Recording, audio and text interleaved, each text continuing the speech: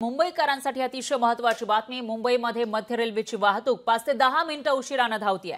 पश्चिम रेल्वेची वाहतूक 6 मिनिटं उशिराने धावत असल्याची माहिती आहे। तर पावसामुळे मुंबईतील लोकल सेवा विलंबाने धावत असल्याची माहिती समोर येतेय।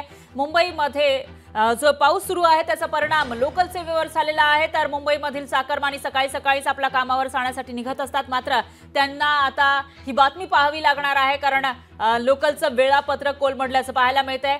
मध्य रेल्वेची वाहतूक ही 5 ते 10 मिनिटं उशिराने सुरू आहे, तर पश्चिम रेल्वेची वाहतूक 6 मिनिटं उशिराने धावत असल्याची माहिती समोर येतेय। तर पावसामुळे मुंबईतील लोकल सेवा विलंबाने धावत असल्याची माहिती आहे।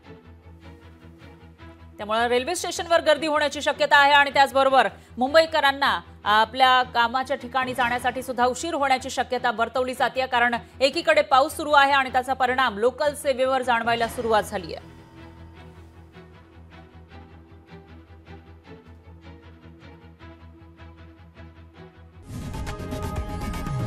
लोकशाही मराठी ऐका, पहा, जागरूक रहा।